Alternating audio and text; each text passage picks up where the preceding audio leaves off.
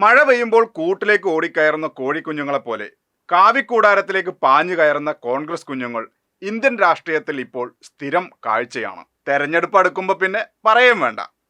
തെരഞ്ഞെടുപ്പ് കാലം കോൺഗ്രസ്സുകാർക്ക് ചാകരയാണ്. പറയുന്ന പൈസ കിട്ടും, പിന്നെ വല്ല മന്ത്രിയോ എം പിയോ ഒക്കെ യോഗം പോലെ ആവുകയും ചെയ്യാം. ഇപ്പോഴിതാ ഇന്ദിരാഗാന്ധി തന്റെ മൂന്നാമത്തെ മകനായി പ്രഖ്യാപിച്ച ഹിന്ദി ഹൃദയഭൂമിയിലെ ഏറ്റവും ശക്തനായ കോൺഗ്രസ് നേതാവ് കമൽനാഥ് BJP പാളയത്തിൽ എത്തിയിരിക്കുകയാണ്. കമൽനാഥ് മാത്രമല്ല, കമൽനാഥിന്റെ മകൻ നകുൽനാഥുമുണ്ട് കൂടെ. മധ്യപ്രദേശിലെ ഏക കോൺഗ്രസ് MP ആണ് കേട്ടോ നകുൽനാഥ്. ഒന്നാലോചിച്ച ഇതിൽ അത്ഭുതമൊന്നുമില്ല. രാമക്ഷേത്രം തറക്കല്ലിടൽ ചടങ്ങിൽ എന്നെ വിളിച്ചില്ലേ എന്നും പറഞ്ഞ് അലറിക്കരഞ്ഞ ആളല്ലേ. മാത്രവുമല്ല, രാമക്ഷേത്രം പണിയാൻ വെള്ളി ഇഷ്ടികകൾ അയച്ചു കൊടുക്കുകയും ചെയ്ത മഹാനാണ് നമ്മുടെ കമൽനാഥ്. രാമക്ഷേത്രത്തിന്റെ ക്രെഡിറ്റ് കോൺഗ്രസിന് കൂടി അവകാശപ്പെട്ടതാണ് എന്നാണ് കമൽനാഥ് പറഞ്ഞത്. അധികാരം പ്രധാനമാകുമ്പോൾ ഇങ്ങനെയൊക്കെ പറയുകയും പ്രവർത്തിക്കുകയും ചെയ്യേണ്ടി വരും.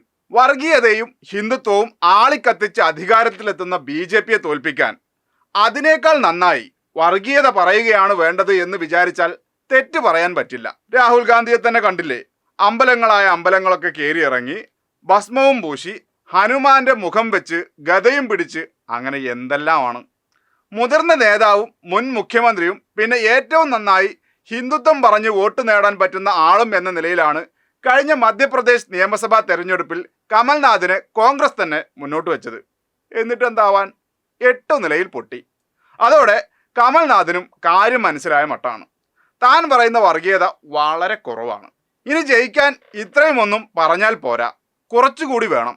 അതിനിപ്പോ BJP ആകണമെങ്കിൽ അതിനും റെഡിയാണ്. കമലിന്റെ മകൻ നകുൽനാഥ് തന്റെ സാമൂഹ്യ മാധ്യമ പ്രൊഫൈലുകളിൽ നിന്ന് കോൺഗ്രസിനെ നീക്കം ചെയ്തു കഴിഞ്ഞു.